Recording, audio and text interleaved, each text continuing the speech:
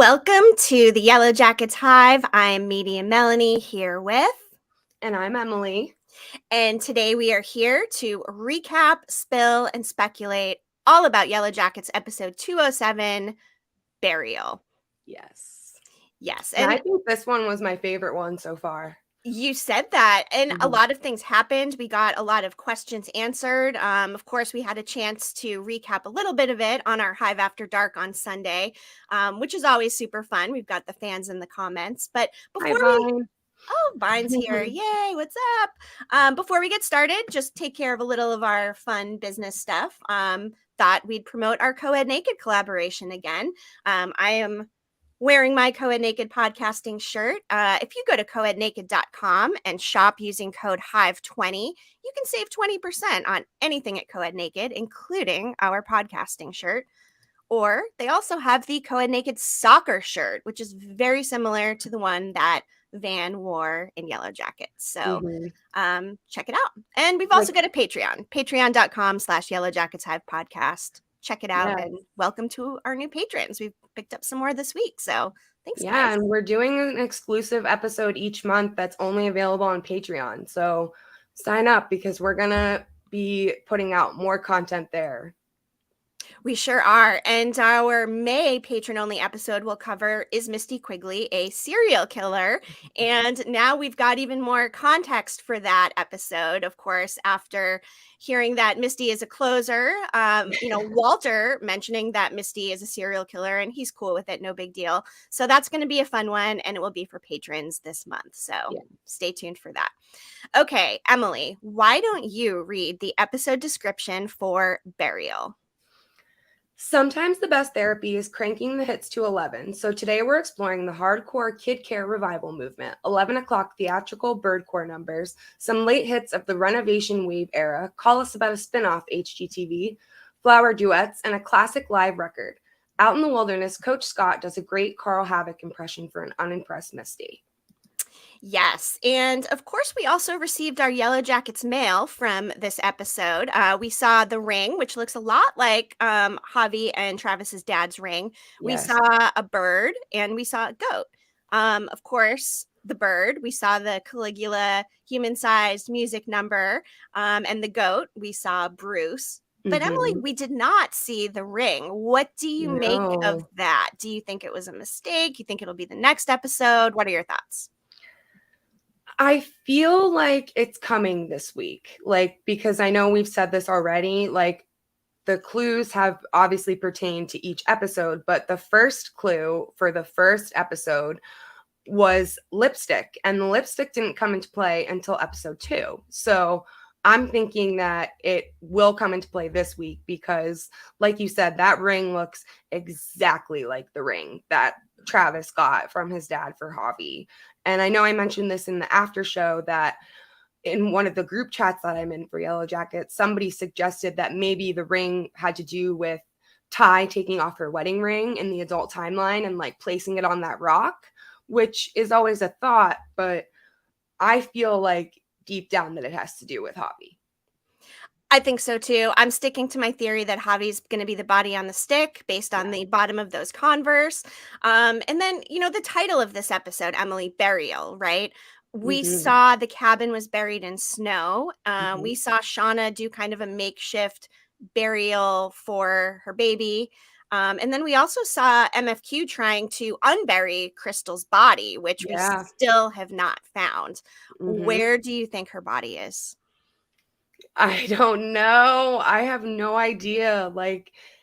They've done such a good job at making us second guess if Crystal was even a real person. And I feel like that was their intention. But there's so many things that logically make sense that she would be real. Why would the other girls be talking about her? Why would they be talking about going to find her? Mari addressed both Misty and Crystal when she approached them about picking a card for the chores. So I can get why people would assume that, but I think she was real. But it doesn't make any sense as to why she didn't find her body. Unless she just didn't dig in the right spot. Maybe there was more snow than we realized or something like that. But it's so weird and it's so creepy that like she wasn't there. So creepy, so weird. And back to the burial again, the other forever mentioned Yes. the police unburied somebody also, which is something Emily had called in a prior episode, saying that Mhm. that would pertain to Adam's torso being found. Yeah. And then we also have Lisa Matthews, the adults uncovering their buried trauma. Yeah. Yes. And Troll on a Roll, they buried their memory. So I Yeah. feel like there's a lot of burial imagery, metaphors in this episode, and Yeah. a lot happened. So we will get into the recap here. Oh, you know what? One more comment. Just Joe. If the cabin was snowed in several feet, you'd think Crystal would just be deeper in the snow. She looked to be in the exact spot. So maybe she is deeper and there was just a Yeah. lot more snow, or maybe I it was mean, an you saw animal. I mean, the porch of the cabin when they opened that door, like the snow was all the way up to the top of the door almost. So they had a lot of snow, and I don't think that it was a lot of time that passed. So it happened pretty quickly, I think, the amount of snowfall that was there. So maybe she really was just buried too deep and she didn't find her. that could be. Alex is saying, I read people were saying there was a clear outline of her in the snow. I don't remember seeing a clear Yeah, I don't outline, either. but that is interesting. And like Vine said, we might just have to wait for the snow to melt and Mhm. we'll see what happens then. So, a couple other things with this episode, the phone number. If you have Mhm. not yet called the emergency phone line at Sunshine Honey Wellness, give it a call. Yeah. 607-478-1033.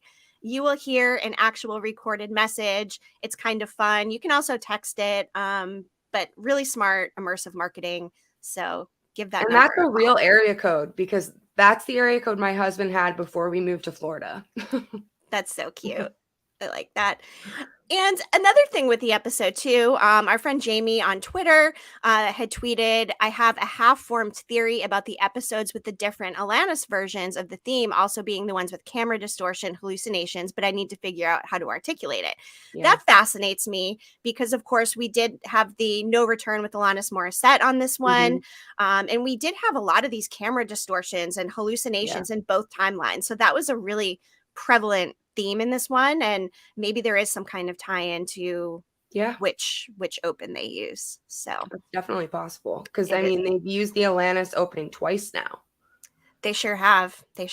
Was it the same both times or did it sound different? Because I It thought it sounded sounded different. different. It sounded Okay. like a different version to me. It seems like they may have recorded a couple, so maybe there's even more in the can that we haven't heard yet. So I love it.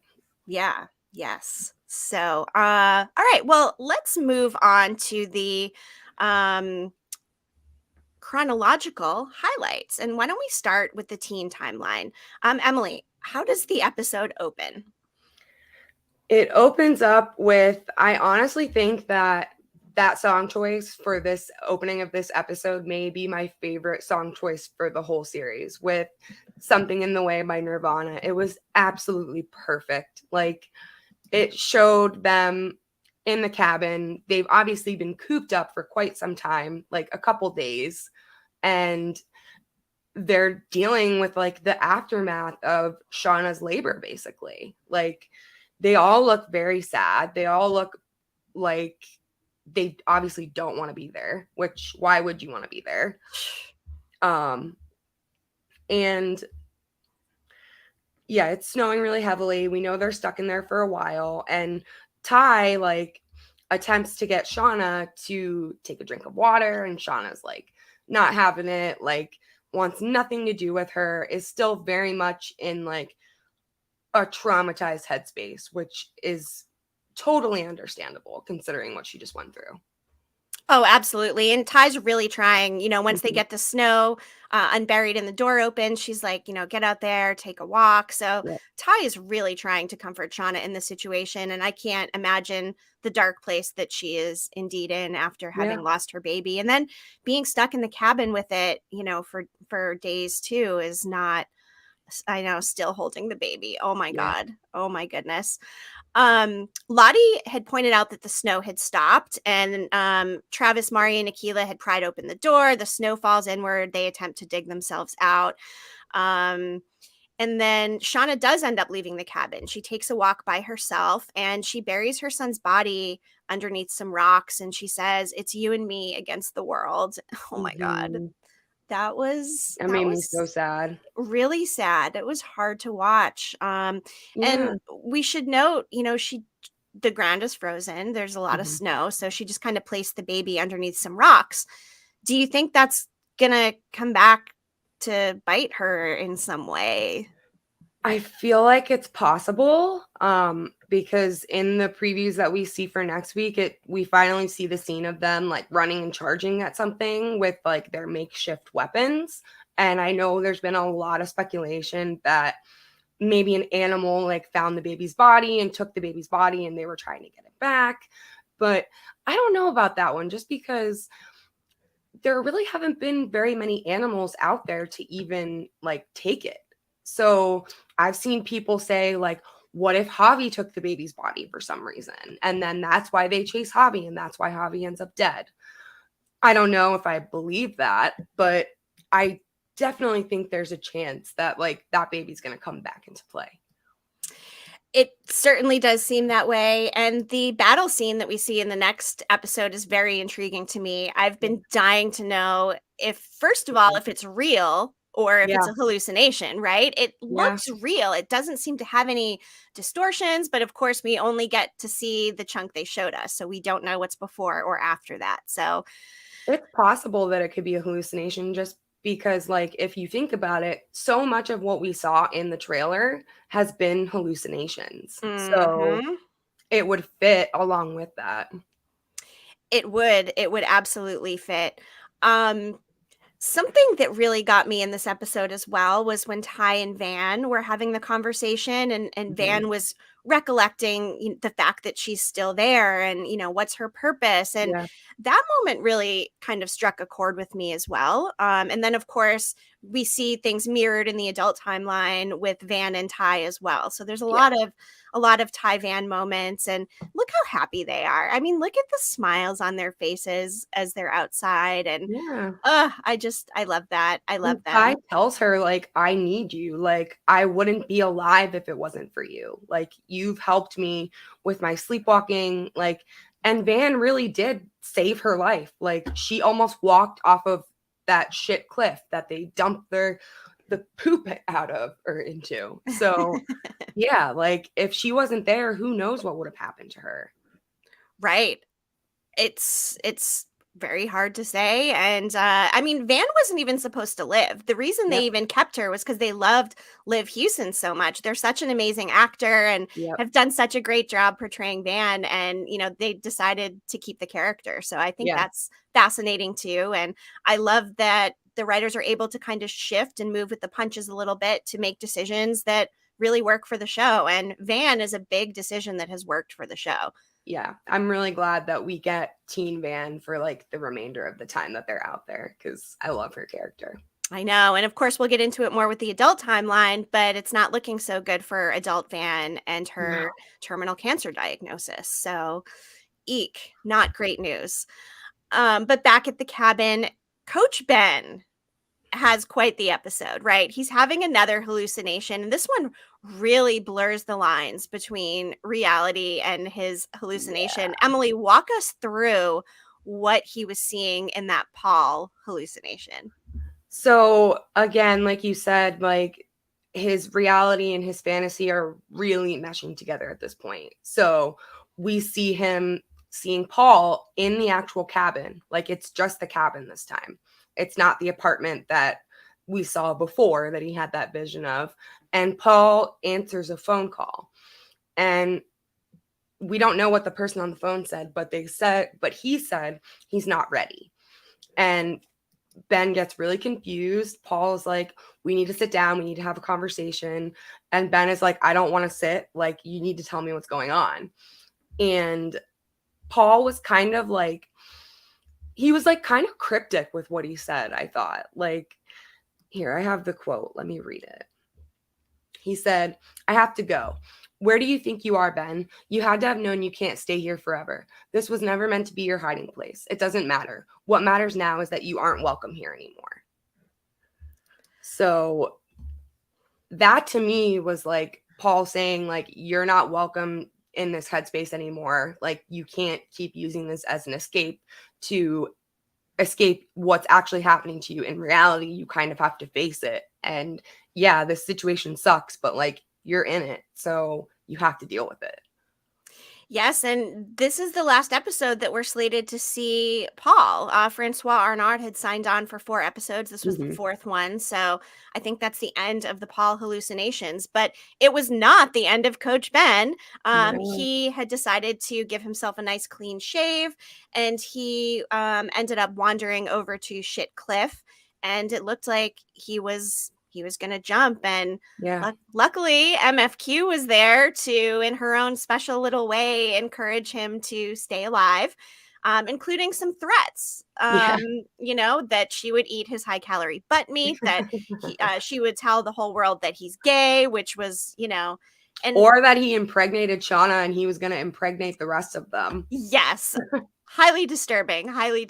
So it works. Coach Ben does not go off Shit Cliff. He is still alive to see another day. So that to me like solidifies that he's going to make it through this season, because I don't think that he would think about killing himself and almost jump off that ledge just to have them kill him like in the next episode.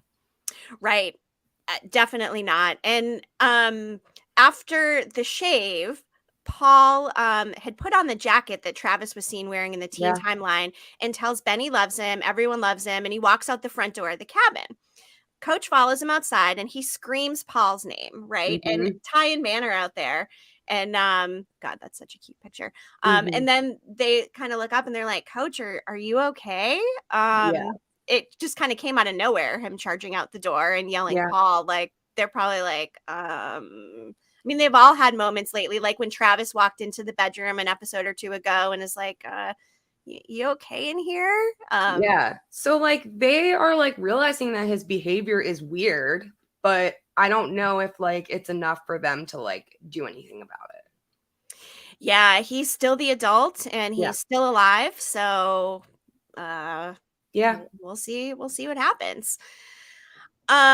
Misty overhears a conversation, and this reminded me a lot of when she in the pilot had overheard the girl saying how awesome she was handling this whole situation. It kind of mirrored that a little bit. She's out there and she's kind of, you know, listening to the other girls, and she overhears Jen, Akilah, and Mari. They're having a discussion about how Misty helped with Shauna's labor.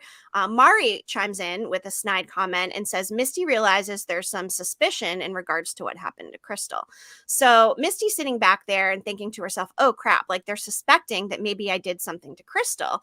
And Mari's kind of leading the charge with that. I feel like Akilah is you know, trying to have the benefit of the doubt for Misty. Misty did, you know, did her best during labor. She of course came through at the end, but I mean, it was very traumatic. Can't hold that against her. So, you know, Misty is starting to formulate some kind of a plan to take the heat off of her and divert suspicion so the rest of her cabin mates don't think that she killed Crystal.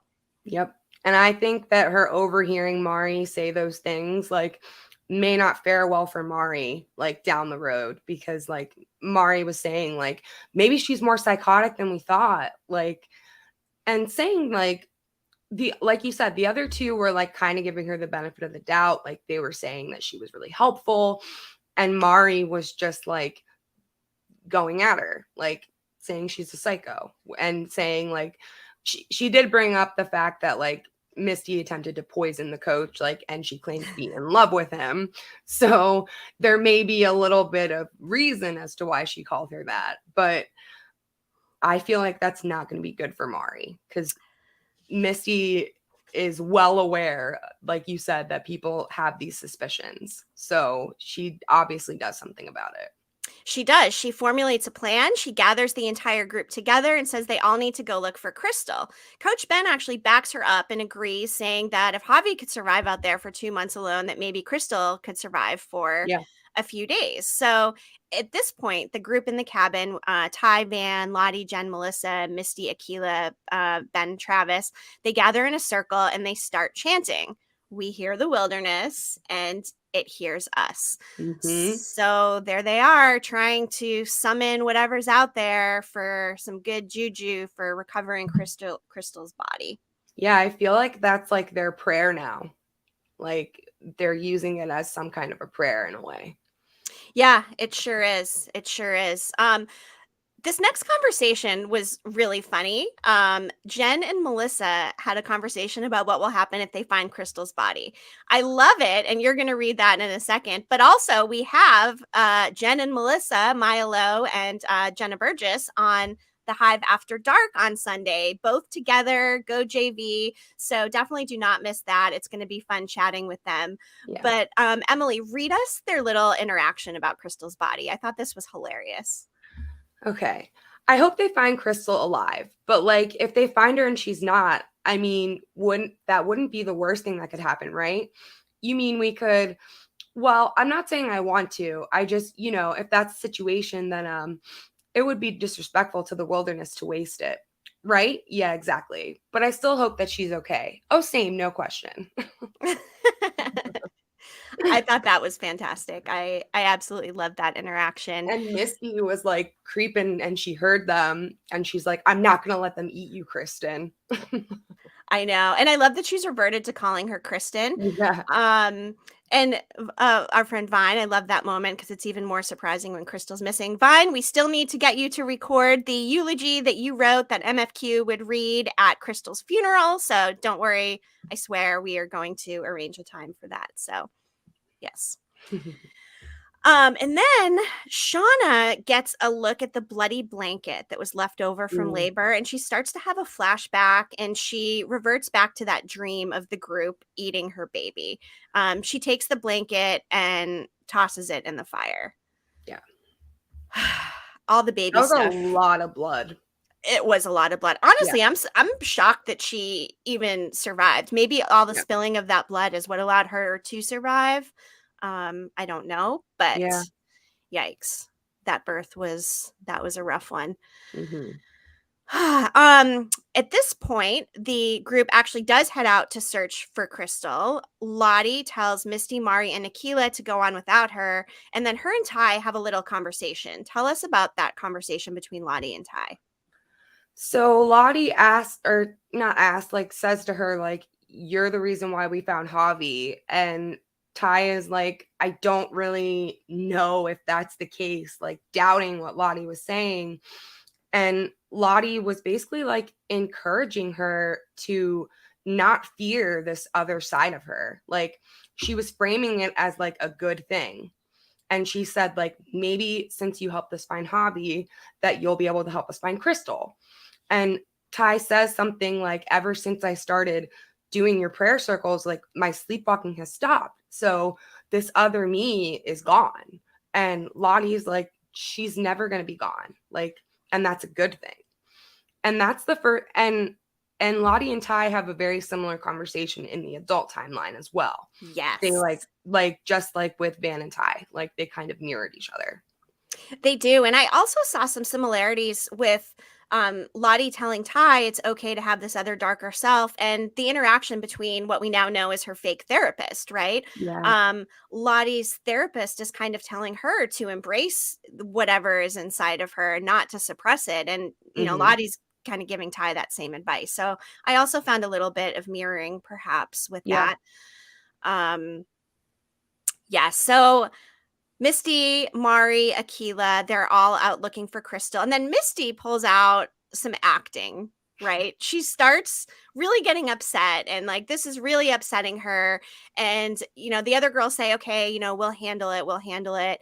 And then Akila tells Misty to go back to the cabin and they keep searching. And then meanwhile, that's when the whole Cliff thing happens. We already went into that a little bit. Yeah. Coach is approaching shit Cliff. It's at that point Misty is at the bottom of the cliff trying to unbury Crystal's body. She then kind of makes her way up, and that's, you know, when Misty saves Coach's life in a strange kind of way.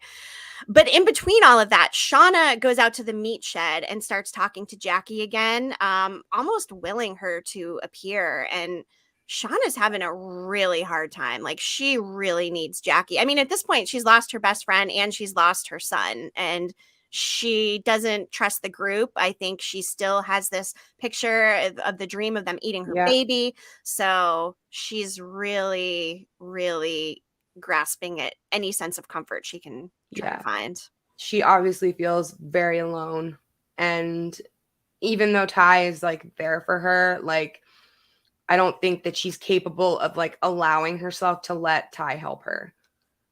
Yeah, I agree with She that. wants Jackie because Jackie was like her comfort. Like, even though that baby was like Jackie's boyfriend's baby, like, which is so messed up, but like, she still wanted her in the end. Like, that was her source of security.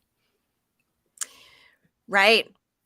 Definitely was. And she's unfortunately not getting any more Ghost Jackie. And I'm curious if I believe they've said that Ella will be back, because we have seen Ghost Jackie haunting adult Shauna. So Yeah. I would find it strange if all of a sudden there's no more Ghost Jackie in the adult timeline either. Although I had thought maybe they replace Ghost Jackie with Ghost Adam and Adam starts haunting Shauna. But as far as I know, there's no return for Peter Godot on the show. No. So, yeah. Oh, well. Yeah. Okay. Well, lightning crashes. An old mother dies. Misty is humming a live song, and Shauna demands to know where she heard it from. Misty says it was Crystal, and then what does Shauna do?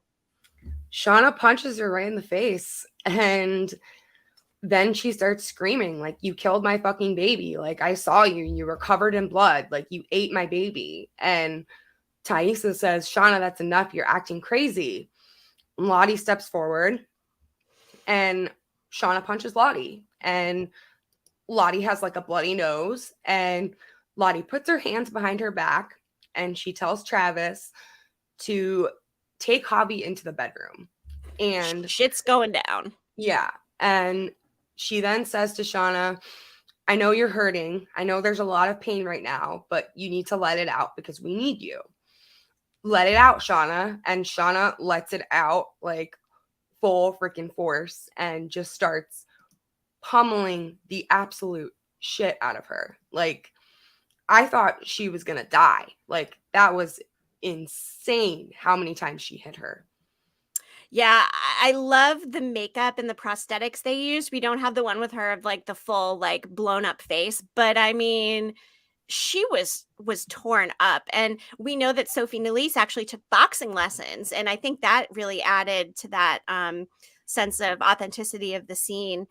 And Alex is saying, as soon as Lottie had her hallucination with Travis, I thought Shauna was going to cause her near-death experience. Oh, interesting. Yes.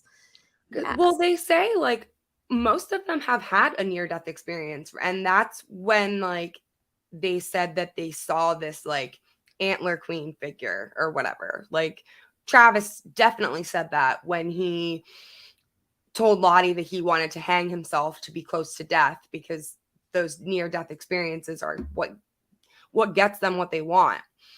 But it like I really think that Lottie was like close to death, like when Shauna hit her. So I definitely think there could be something to that.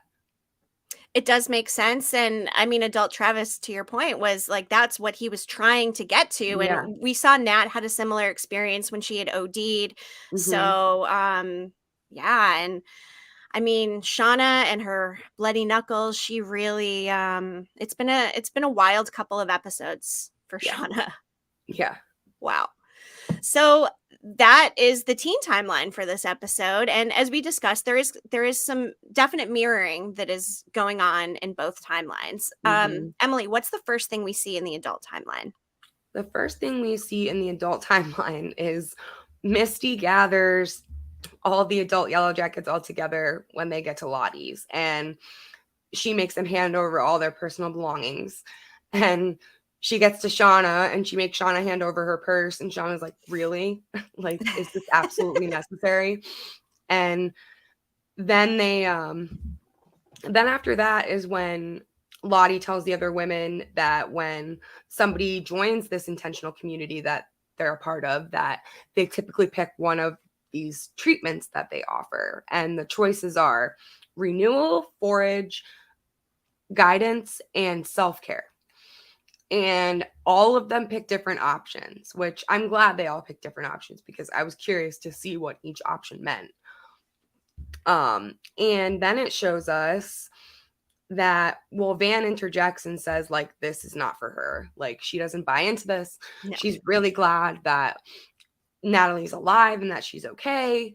And she's glad that Lottie's not in Switzerland anymore. And that part was interesting to me because Lottie says, like, I haven't been there in over a decade. So we now know that it's at least been 10 years since she got out of the mental institution. And that kind of puts some form of like a time frame as to when maybe she started this community to begin with. Like, it gives us a better idea. Because like we've said, you don't just like build a cult following overnight. Like, you have to foster that community. So it probably took her a little while to create this community and build the following that she has. And how did she get the money? Is it family money? Is it the Matthews, family money? Did she use her settlement from the crash? She's built up quite the place in this last 10 years. So I am curious to get more information on what transpired after she was released and the start of the cult. So yes. Same. Definitely. It is crazy to think she could have been there for 15 years, Lisa Matthews. Absolutely. Yes. And Alex said family money and settlement money. Yes. Probably a combination of the both of them. So we know Lottie's family had a ton of money. They chartered the plane, right? And we are all under the assumption that like they get a settlement because of what we see in season 1 when Shauna does that Google search of herself and it shows articles. In one of the articles, it said something about Laura Lee and Lottie, and it didn't say settlement, but like that's what I interpreted it as. That makes sense. Yeah. That makes sense. So we see Ty, she chooses renewal. Shauna chooses self-care, which is what I would have chosen. Yeah. Van chooses forage, and Misty ends up in guidance. And it's at that point when Lottie shows them the emergency landline, which I will pull up one more time and highly recommend everybody give it a call. 607-478-1033. Genius immersive marketing by Showtime. I love that they weave in these opportunities for fans within the show. Yeah. Very smart. Yeah. Very, very smart. And I will give all of my information and get on all of their contact lists anytime. So saved it in my contacts, Emily. Saved it in my contacts. So Shauna learns that self-care is in fact not manis, petties, and massage. She learns that she will be taking care of a goat named Bruce for the rest of the day. And she assumes she's going to have to sacrifice the goat, but that is not the case. Right, Emily? Right? Yeah. And honestly, if I were Shauna, I think I would be under that assumption too. Like, after not seeing Lottie for all that time, like, and we see how big Lottie is into like sacrificing things in the wilderness to get them what they want. So it's not a far stretch for Shauna to assume that that goat would be a sacrifice. Yeah, and what a little cute goat he is. And I'm so glad they did not sacrifice him. We had done a little poll on Twitter, is the goat just a friendly, like, goat's milk cult pet? Is it going to be sacrificed? Is there no meaning? Or I even thought it could tie back to Walter, since Walter had mentioned having a goat at one point. But turns out Walter was involved with a very different animal scene in this episode. So... Yes. Misty's going to engage in her therapy, the sensory deprivation tank, but instead she decides to do some snooping around. MFQ does not want to be inside of that tank. And of course, we'll find out later what does happen when she does settle in. Mm-hmm. But we see Ty tasked with painting the side of a barn with the world's smallest paintbrush. Yeah. I would have been so frustrated if that were me. I mean, same. That is not a task I would have wanted to do. And I'm not the most patient person either. So I don't know if I would have been all zen just sitting there doing the painting. But this presents an opportunity for Lottie to come over and talk to Ty. And Ty opens up to her about the sleepwalking, which, to your point, mirrors that same type of conversation from the teen timeline. It was so interesting to me how, like, the adults, like, they seem to, like, open up to Lottie so easily and tell them their problems. Like, and the ones that we're seeing do this are the ones that were skeptical of her in the teen timeline. So I feel like maybe something changes that, like, makes them get on board with, like, what she's spewing, because both Ty and Shauna confide in her in this episode. And we know Shauna and Lottie are not on good terms in the teen timeline right now. I mean, Shauna just beat the crap out of her.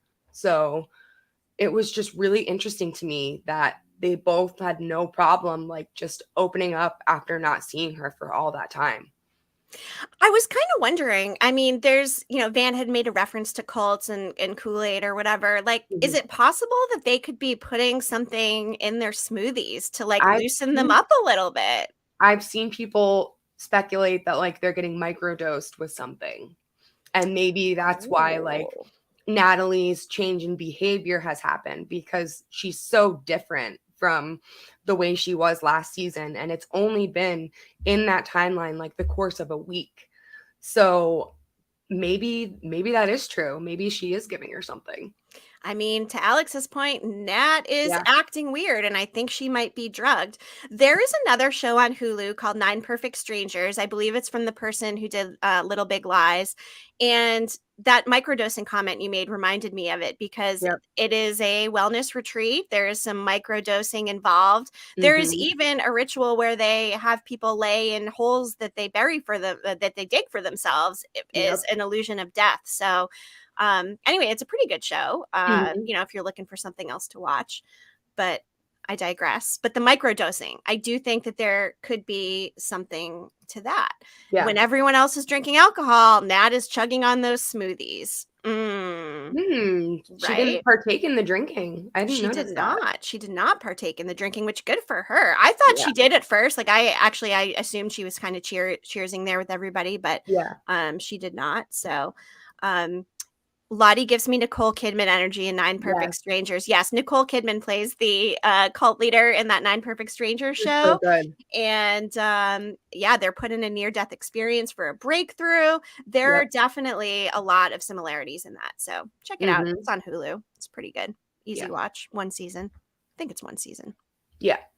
Yeah. So back to the woods, where we see Shauna sitting there, and Misty finds her, asks her what she's been doing. And then it's at that point Shauna realizes that the goat escaped. And I think she was sadder than she thought she would be, right? Yeah. This exercise is actually, like, drawing out some emotions in Shauna. And so Misty helps her find Bruce.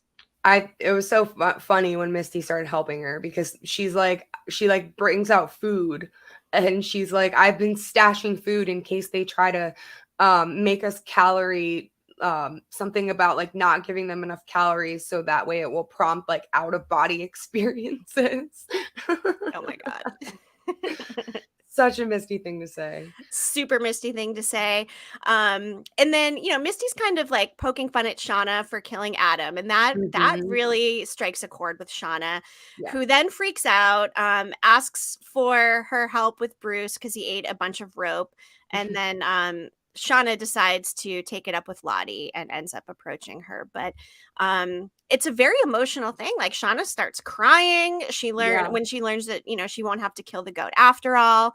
And I actually wrote down what she says to Lottie in that moment too. She says, I think it's just that I've always kept my daughter, Callie, like, at arm's length, just out of fear that she would die, I guess. Or maybe that she was never even real to begin with. I tried to tell myself it's okay, that I'm safe to think of her as mine, and to just be her mom. So it's very clear that, like, what happened to her in the wilderness, like, very still much affects her. And it's a big reason why she hasn't been able to bond with her child that's actually alive. It's a huge revelation. To Lisa's point, Shauna finally admitting why she struggles with Callie was huge. Yeah. Absolutely huge. Their relationship has been so incredibly strained from the beginning. And of course, Shauna's built these walls after having experienced what she did with losing her son. And I never would have thought that coming to Lottie's compound is going to be what actually helps Shauna. It's so ironic given her lack of buy-in in the 96 timeline. I was really surprised that she opened up to Lottie more than I was surprised that Ty did. Just because, like, in the teen timeline at this point, like, Ty's, like, participating in what Lottie's doing. Like, Shauna is very much against all of it and does not agree with it. So it's a big change to see her, like, confiding and trusting her with, like, her deep secrets. Because Shauna's not a very open person. Oh, it's a huge shift. She's probably got the most walls up of everybody. Yeah. Like Nat had said in season 1, you know, Ty and Shauna, they all are suffering from the same type of trauma, but they're just maybe better at masking it with their families and so-called normal life, whereas Nat didn't have a lot of that. So again, this is the beginning of the breakdown of Shauna's wall, I think. Yep, absolutely. So Misty ends up getting into the water tank, and she begins to have a dream vision of a full-on musical number, complete with a human-sized version of Caligula. This was unexpected, I think, is one word that I would use. I, for a minute, was like, what is going on right now? You know, we knew human-sized Caligula was coming because we had seen John Michael Cameron posting about it on Instagram before. And this, I don't know. I'll admit, like, I didn't love it at first. I was kind of like, this seems so out of place. Yeah. But I appreciate it for what it is. I love the Garfield phone that Elijah Wood is using.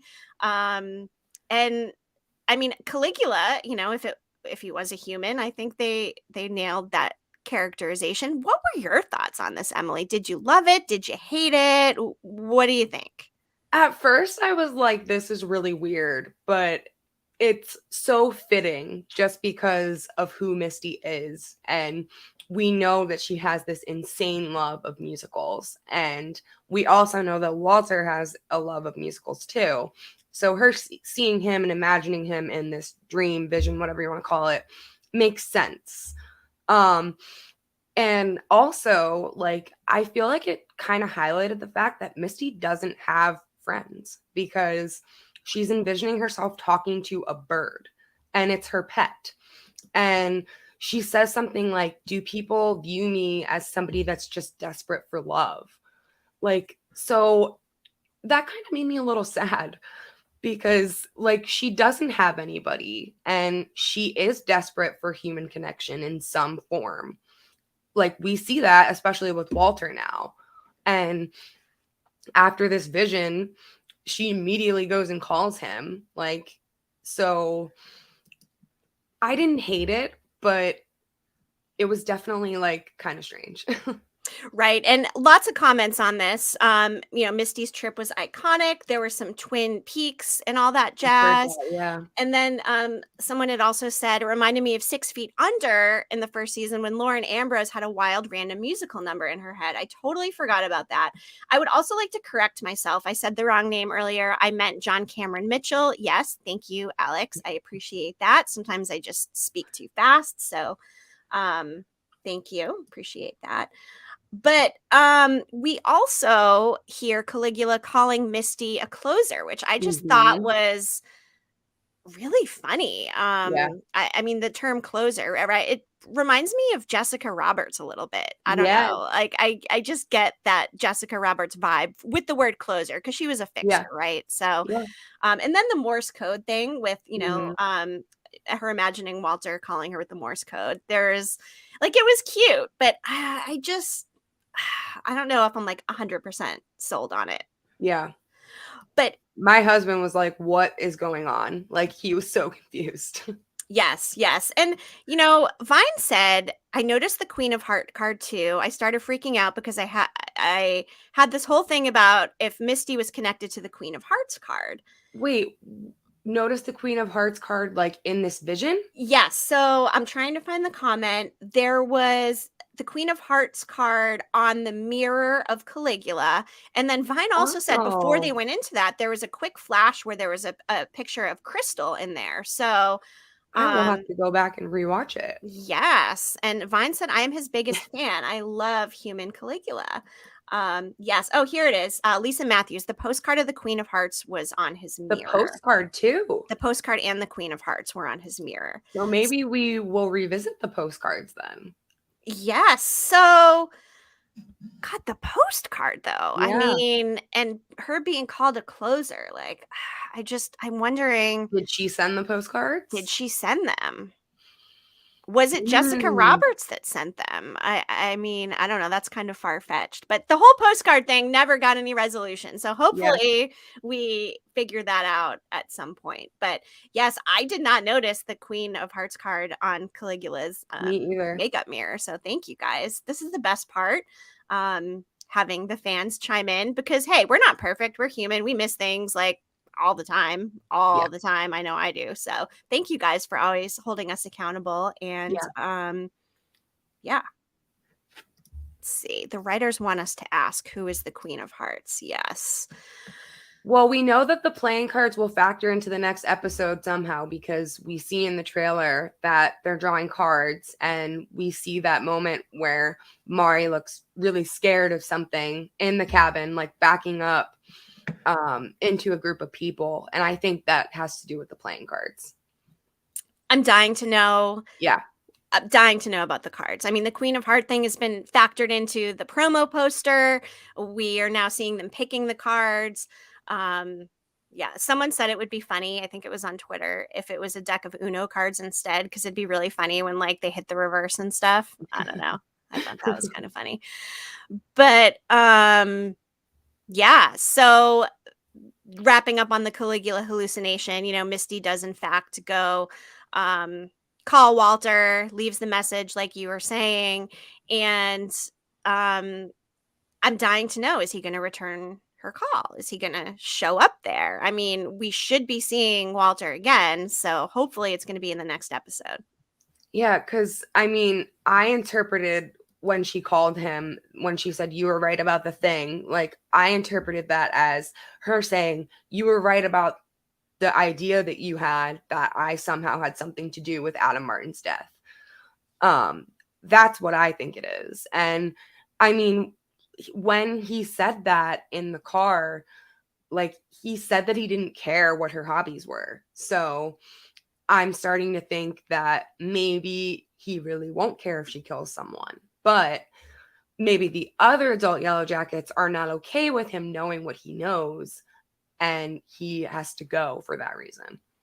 Right. I think that could be highly likely. So we will see how this Adam Martin thing turns out. I hope that we get a little bit more resolution this season and don't end on a total cliffhanger unless it's like something wild, like Jeff takes responsibility and then, ends up dying with the blood spatter. Really quick, Michelle, thank you. I appreciate your comment. I like when you guys say things. You tend not to say them as fact and welcome our ideas. That's why I prefer your podcast. Well, we appreciate that. And Nikisha, same. I watch a lot of Yellowjackets content. Y'all are one of my favorites. You can tell you're real fans and not just in it for views. I appreciate that.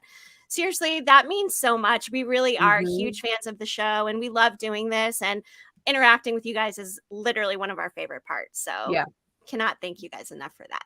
Thank you. Vine mentioned the Morse code said, I love you backwards, which is really interesting. It's and funny. I think it was just like cycling over and over again. Like he was just repeating like what he was typing in over and over again. Yes. So this is an interesting comment too. Cue awkward noises. You were right about the thing. Sounds an awful lot like adult Travis's note for Nat. Tell Nat she was right. I wonder if we're ever going to get like a real answer as to what that note meant too, because unless it means like tell Nat she was right that we brought this darkness back with us, like I could see it meaning that, but we've said already like that neither one of us buys Lottie's story as to what happened to Travis. So I hope that at some point we actually see how it really transpired. Right. Lisa's saying as to why the Morse code was backwards, I think it was the mirror reference with Twin Peaks. Okay. Interesting. I never watched Twin Peaks. Me neither, but I I've heard feel it like I compared need to. so much to Yellowjackets, especially Yes. after this last episode. And Ashley and Bart are big fans of the show too. So that explains why there are a lot of these similarities. I've seen a lot of threads on Twitter with images next to each other that, there's a lot of mimicking there. So, yes. Ooh, so I was just reading that. apparently we might be seeing the fact that Walter likes puzzles, like physical puzzles, which is a hint for the next episode. It is, in fact, a hint for the next episode. It chooses, we see Poison, the Queen of Hearts card, and a puzzle. So perhaps the puzzle does pertain to Walter.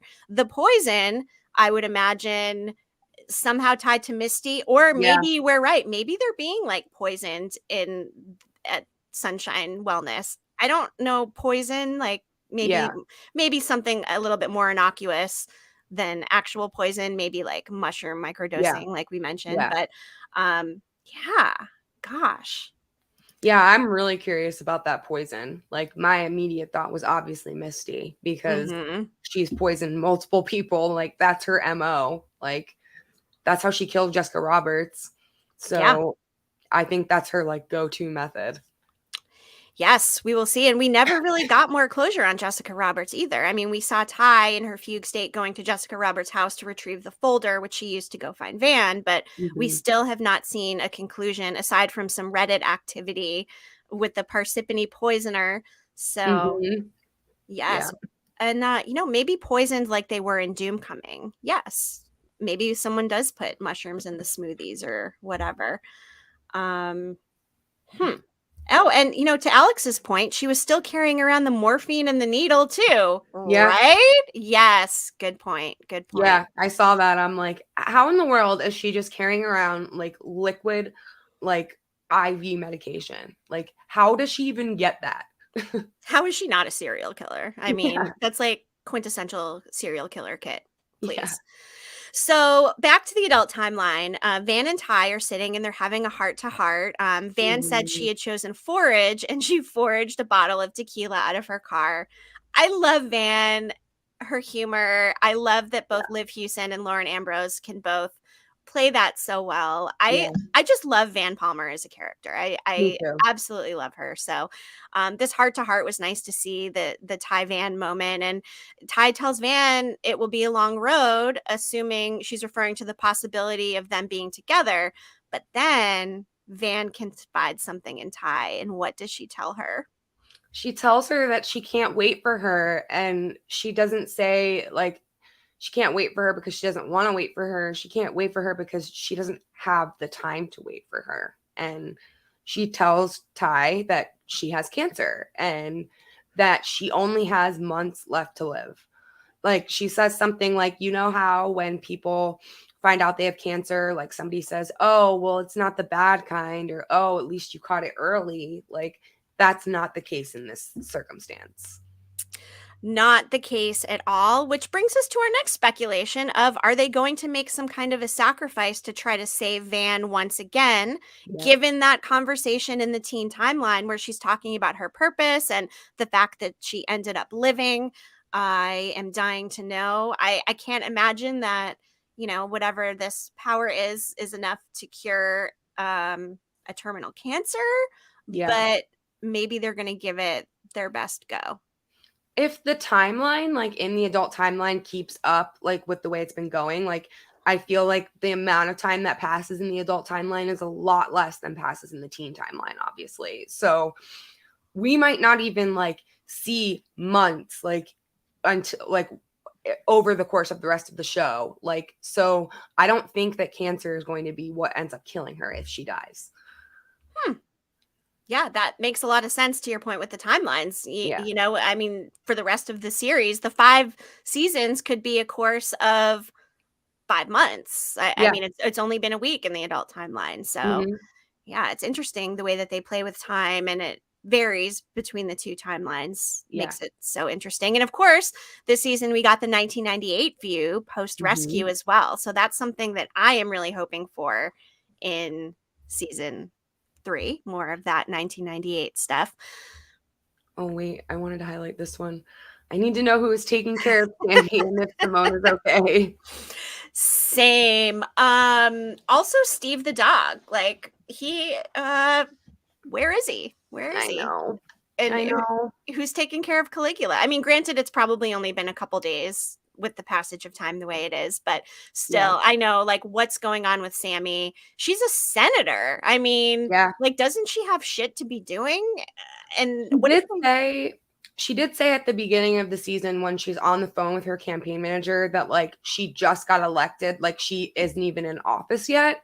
So I don't think that she's like officially taken the role yet, but yeah, like you just got elected as a senator and you're going to run off and go to a wellness community in upstate New York and like not tell anybody where you are. I mean, yeah. And again, isn't it suspicious that she's not there supporting her poor wife who's unconscious in a hospital bed and, you know, whatever's going on with Sammi and of course Steve. Yikes. Yeah. So Tai and Van continue their conversation. Van basically says she never planned on telling her at all about the cancer because they really don't know each other anymore. And that's really sad. Yeah. It's really sad. But that also like tells us that they really haven't been in contact with one another either. Like we know that they went to Shauna and Jeff's wedding, but I feel like after that, their relationship like ended pretty quickly because Tai says in the first season that like she dated a lot of beautiful women in college. So they had to be broken up when Tai went to college, obviously.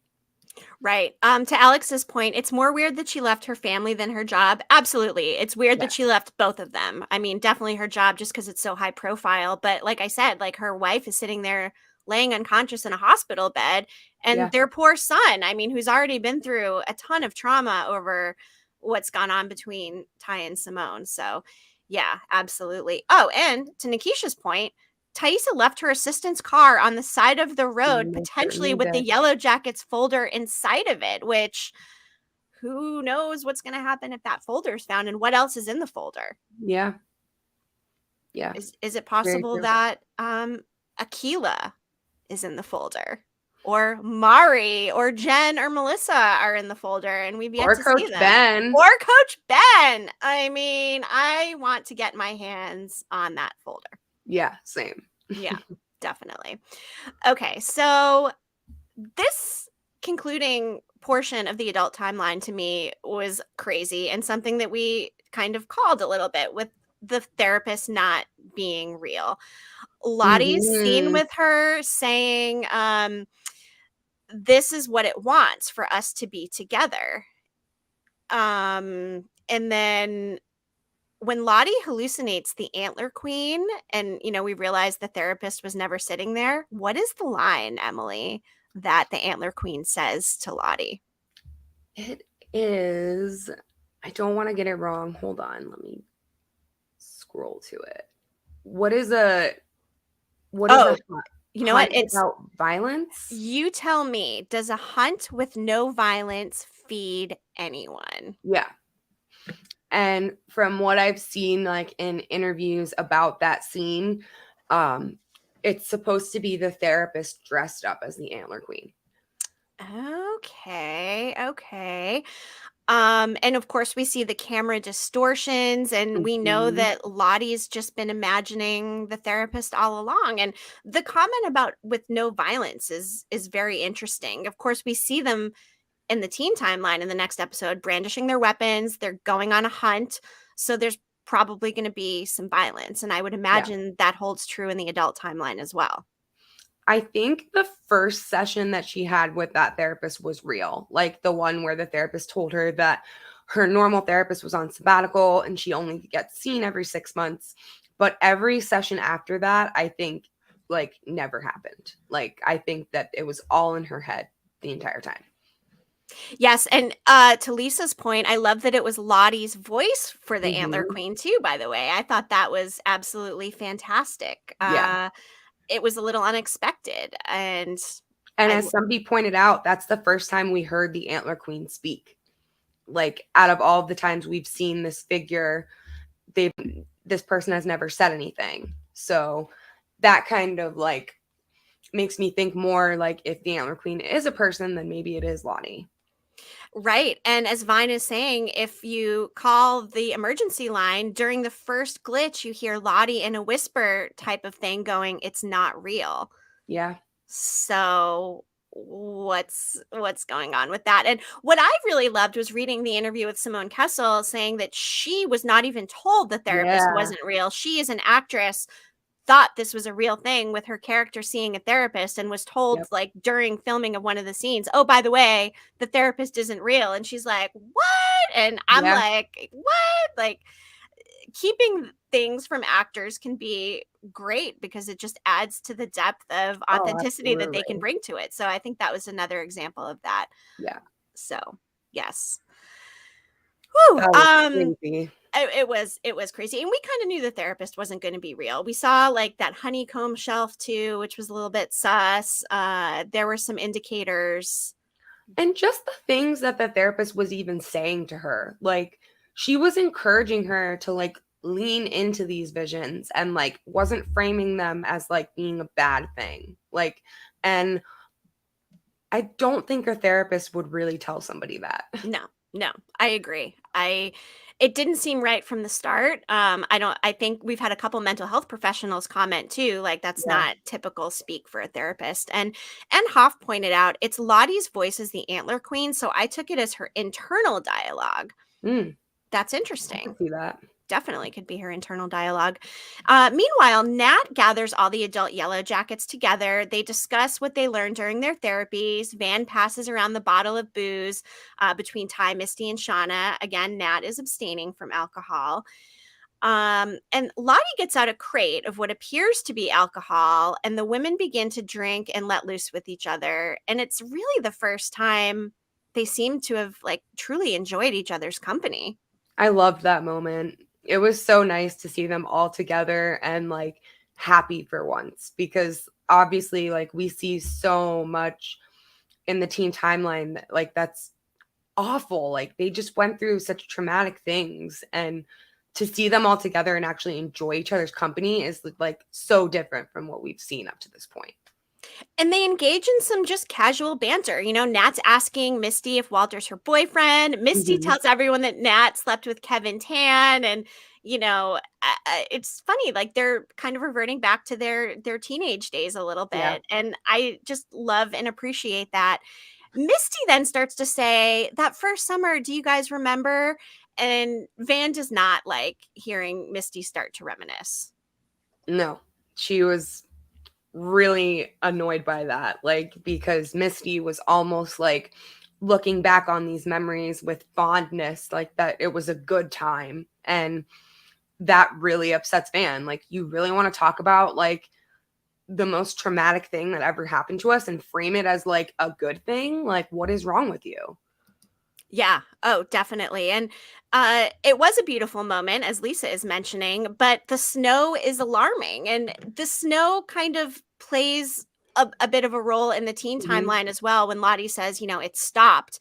And then the snow starts in the adult timeline. And they're really happy about it, which is Yeah. interesting because if I was trapped in the wilderness for 19 months and had to brave 2 winters, Yeah. I would never want to see the snow again. Like, it would be triggering for Absolutely. me. I feel like I would want to move to California where I live now. Yeah. So, Yeah, yes. no, it doesn't make any sense. Like you said, like I would assume that snow would be triggering for them, like in some kind of a way. And they were all happy. Like they went outside and they were dancing in the snow. Mhm. So yeah. It's interesting. And Natalie then starts to ask the other women how much they remember about their time in the wilderness. And she says she remembers, but some things are hazier than others. Ty says it's like the memories have been stuffed down somewhere very deep. And Shauna says she's okay with the idea of keeping some of those memories suppressed forever. And I think she's Yeah. been very successful at suppressing Yeah. quite a lot of them. That's her go-to way to deal with everything is to just suppress it. And Yes. being all together again, like allows them to feel comfortable enough to share the way that they actually feel because they know these women know them in a way that no one else knows them.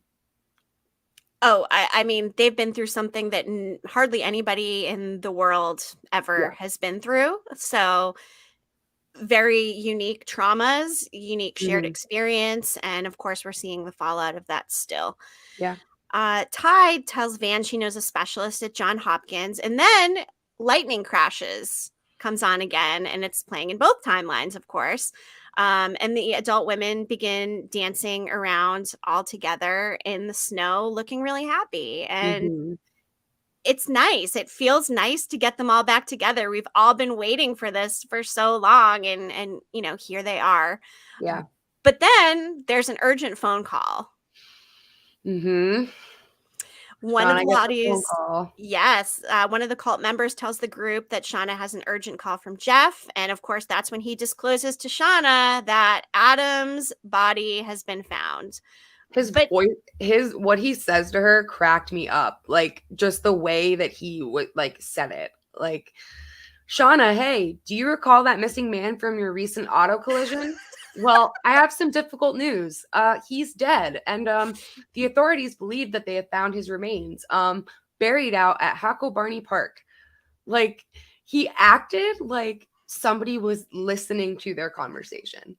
yes, which, you know what? I give him props because he's trying to do the right thing. It's like, his version of like the lawyer cookie. Like he's trying to Yeah. follow all the rules of being a criminal. And your recent auto collision, I love Jeff. And we talked about this on the Hive After Dark.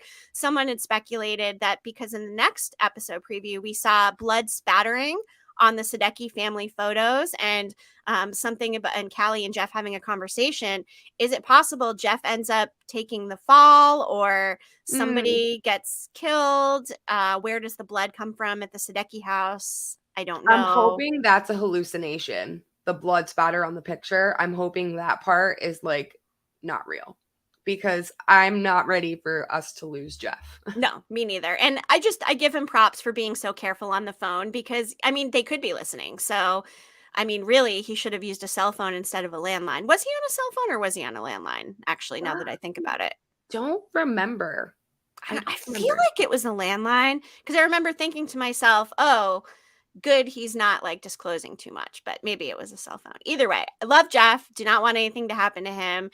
And yeah, we'll see how it all plays out. We don't have many episodes to go though. So No. one thing that I would like to see is a bonus 10th episode, right? Yeah. Because Ashley Lyle did kind of tease it.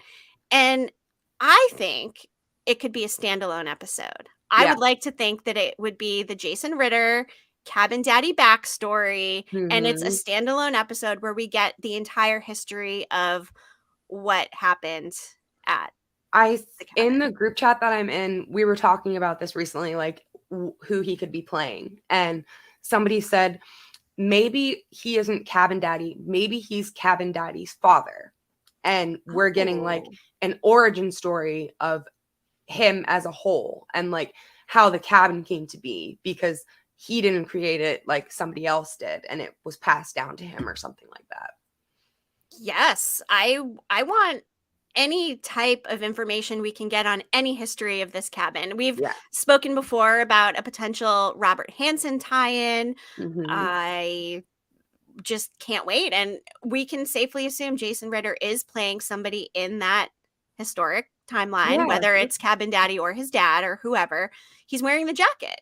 exactly. Yeah, the pictures that we saw, that I think it was Michelle that shared with us, of him in that jacket. Like, it's the same jacket that we see Travis wearing, the same jacket that we see Lottie wearing. Like, they all use that jacket in the teen timeline. They share it, and it was obviously there when they got there. So yeah, I want to know where it came from. I want to see the history of like who owned that cabin before they found it. Yes, I can't wait. I can't wait to see Jason Ritter. I also love Jason know. Ritter, and I think it's great. You know, him and Melanie didn't actually get to work together in Yellowjackets. They were clearly in two different timelines. And we had posted some pictures that I believe it was our friend Michelle had posted on Facebook.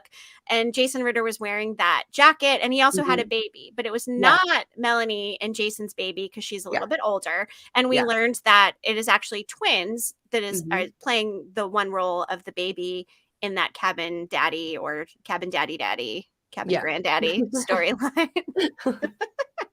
So, yes.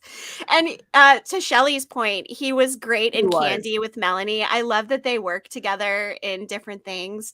Him and Justin Timberlake like cracked me up in Candy. They were oh my god, funny. I love them. I love Justin Timberlake. Oh my goodness, this chat is overflowing with amazing ideas. If Corona says, you know what, it sure is. And I know we just said it not long ago, but the chat's our favorite part. We used to record episodes, and now I think as long as we're able to, we're planning on live streaming just about everything except for like our patron only episode and some other exclusive so much more content. fun that way. Yes.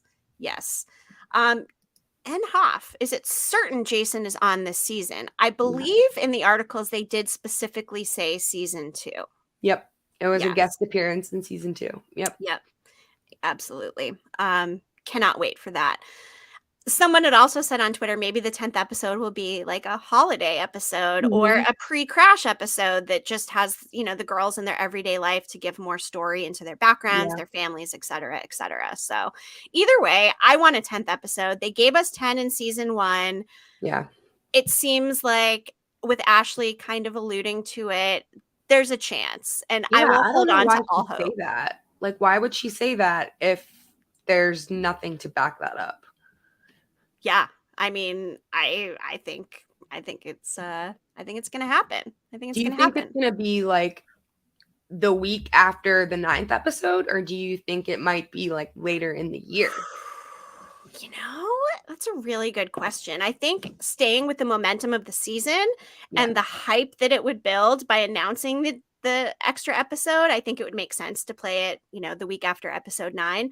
But they're so smart with everything they do and their different marketing campaigns that it wouldn't surprise me if it was later and it tied into some other initiative that the Showtime Paramount marketing team is working on. Yeah.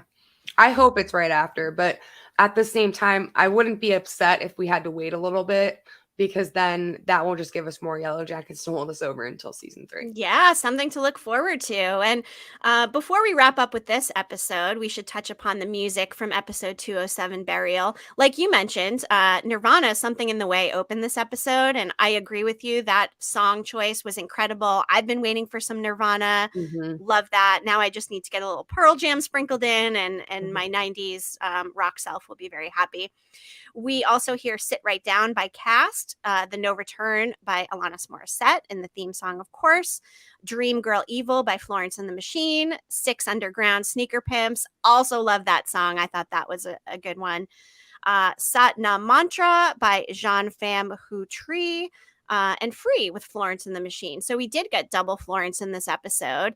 And now the third time we've heard Florence, because of course we also got the Just a Girl cover from No Doubt before the season started. And Lightning Crashes by Live. And I didn't know there were 2 Florence and the Machine songs in this episode. Yes, there were. I also thought there was only one. And then someone in the Hive After Dark mentioned double Florence. And I was like, oh yes, there were 2. So yes. And the live Lightning Crashes. I loved Live. I saw them in concert. I had a t-shirt. I think it was like 1997 I saw them. So I loved hearing Live, and I love the way they mirrored it in both timelines. Yeah. It was a really good use of the song. And I mean, it was the perfect song choice, like to show how much Shauna is struggling, like because of the lyrics of the song. Yes, I love the music department on Yellowjackets. They nail it. Let's read the episode summary for the next one. It chooses Emily. Go for it. It's only going to get worse from here. Despite the whole winter's never going to end thing, the 1996 New Jersey State Girls Soccer Champions decide to start their spring training early with an impromptu cardio session. Callie encounters an old flame. Van proves goalies never say die. Most of the adults intentionally commune in the sharing shack. And Lottie, baby, I hear the Blues are calling for tossed salad and scrambled eggs. Mercy. Now, that last line is a reference to Seinfeld, right? That or Frasier? Full House, maybe? Okay, so Was it Frasier? okay. Tossed salad and scrambled eggs. That is 100% Frasier. Yes, that is in the Frasier theme song. I thought the Mercy reminded me of like Uncle Jesse from Full House and Have Mercy. Yeah. I mean, that could be a stretch. But also, Van proves goalies never say die gives me all the Goonies vibes, which was one of my favorite movies in the 80s and growing up. I love the Goonies. Like, such a big fan of the Goonies. And just to have a little Goonies reference in there makes me like so excited. I loved the Goonies, you guys. Like, literal, maybe one of my favorite movies of all time. My kids watched it recently and I don't think they were as impressed as I was with it, but goalies never say die. I will take any Goonies reference at any time. So yes. Yeah. Mercy is Full House. Have Mercy, Uncle Jesse. That's what I was thinking too. So it's interesting that they have, oh my God, hang on. Pictures for episode 8 are out on Paramount Express. Just saying this morning that I was really surprised that those pictures hadn't been released yet. Yeah, so we'll have to buzz over to Twitter and make sure we get those posted. And to Alex's point, just a lot of 90s references. I mean, that is a lot of 90s pop culture in one episode description, or 80s, I guess, for Goonies. But Goonies, Frasier, and Full House, like all in one thing. I like how they've shifted the episode descriptions a little bit. They used to be a little bit more like standard, but I feel like they've been a little out of the box, and I just appreciate that. Infusing these pop culture references in there is something I always love. They're good at what they do. They sure are. Well, Emily, I feel like we did a pretty good job of covering episode 207. Lots of speculation, lots of spilling, lots of awesome fans in the comments chiming along with us. Thank you for that. Yes. And again, we have our Co-Ed Naked podcasting shirt at coednaked.com. Use code HIVE20. Save 20% on anything there, including the podcasting shirt or the soccer shirt like Van wore, or any other of the Co-Ed Naked sports. Such a fun, amazing 90s brand. We did interview the owner, Mark Lane, in a prior episode, so that was kind of fun as well. Yeah. Yes. He was great. Sure was. Well, Hive After Dark coming up on Sunday, 7:05 p.m., 10:05 p.m. Eastern. And of course, the After Dark will have Milo and Jenna Burgess this week, Melissa and Jen. So that is going to be a lot of fun. We cannot wait. If you're a patron, we may bring a couple of you on to ask questions. So we will deal with that on the Patreon side of things. Our friend Kim is going to pop on. We had arranged with her before for her to pop onto this episode because she does the Monday media Yellowjackets summaries, and we thought that could be fun. So she's going to pop on as well. But cannot wait for the Hive After Dark. We love interviewing Yellowjackets cast members. We work really hard for the podcast, Emily. We book all of our interviews all by ourselves. We are really hustling over here, and we've got lots of fun stuff planned for after season 2 as well. So cannot wait to share more on that. Yes, so stick around. Definitely stick around, and I hope everyone has a great day today. Thank you for watching. Yes, thank you all for watching, and until we spill again.